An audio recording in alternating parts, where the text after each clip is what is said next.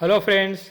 हम कवर कर रहे थे नाबार्ड का एएसआई सिलेबस और लास्ट वीडियो में हमने हेल्थ के ऊपर सारे गवर्नमेंट स्कीम्स कवर किए थे। अब हम एजुकेशन सेक्टर में डीप जाएंगे।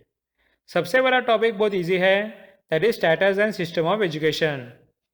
यह हमें बस ये बताना है कि अभी रिसेंटली इंडिया में एजुकेशन का स्टेटस क्या है और कौन सी एजुकेशनल सिस्टम को हम फॉलो करते हैं। क्लियर है? सो चलिए सबसे पहले देखते हैं कि इंडिया के एजुकेशन का करंट स्टेटस क्या है। आप यहाँ सेंसस 2011 देख सकते हो। इसके हिसाब से 2011 को लिटरेसी रेट था 74.04%। अगर हर डिकेड में कितना इंक्रीज हुआ उसका डाटा देखें तो 2001 से 2011 में 9.21% लिटरेसी रेट इंक्रीज हुआ, जबकि सबसे ज़्यादा वो 2001 में हुआ था, जहाँ 1991 से 2001 में 12.62% का इंक्रीज देखा गया। उसके बाद मेल लिटरेसी की बात करें तो वो था 82.14%। साथ ही फीमेल लिटरेसी थी 65.46% और उन दोनों का डिफरेंस था 16.68%, जो कि बहुत ज़्यादा है। यूनेस्को के हिसाब से इनका डिफरेंस ज़्यादा से ज़्यादा 7% होना चाहिए, उससे ज़्यादा नहीं। यहाँ तक आपको डाटा क्लियर है? अब बाकी डाटा देखते हैं।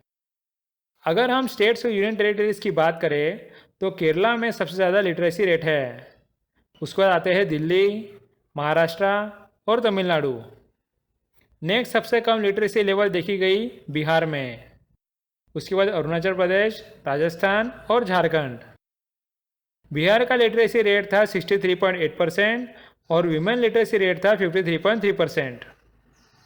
हमारे अडल्ट और यूथ का लिटरेसी रेट इम्प्रूव हुआ है, लेकिन अभी भी जितने इलिटरेट लोग इंडिपेंडेंस में थे उतने ही आज है।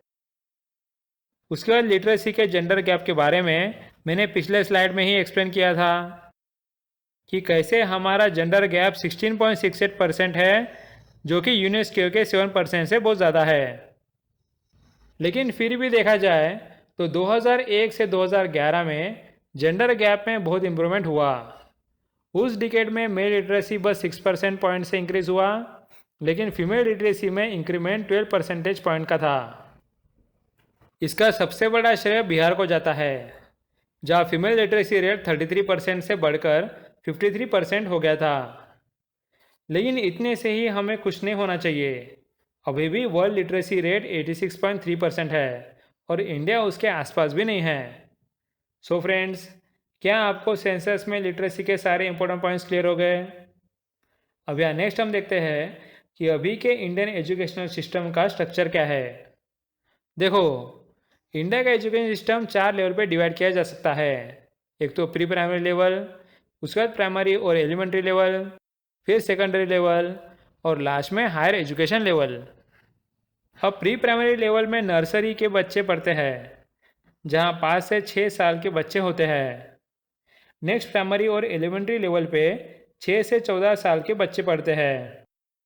इस लेवल के बच्चों को एजुकेशन मिलने का राइट हमारे कॉन्स्टिट्यूशन के आर्टिकल 21A में दिया है और उसी के लिए गवर्नमेंट ने सर्व शिक्षा अभियान निकाला है। नेक्स्ट सेकेंडरी लेवल पे आते हैं 14 से 18 साल के बच्चे, जहां उनका 12th कंप्लीट हो जाता है। इस लेवल के बच्चों के लिए गवर्नमेंट ने राष्ट्रीय माध्यमिक शिक्षा अभियान निकाला। और लास्ट के हायर एजुकेशन लेवल पे आपको under graduate, post graduate, MPhil या पीएचडी के बच्चे मिलेंगे, जिनके लिए गवर्नमेंट ने राष्ट्रीय उच्चतर शिक्षा अभियान निकाला है। क्लियर है? सो ये था हमारा इंडियन एजुकेशन सिस्टम का स्ट्रक्चर और इसके साथ हमारा ये simple topic strategy and system of education complete हो गया। So thanks for watching and meet you in the next video.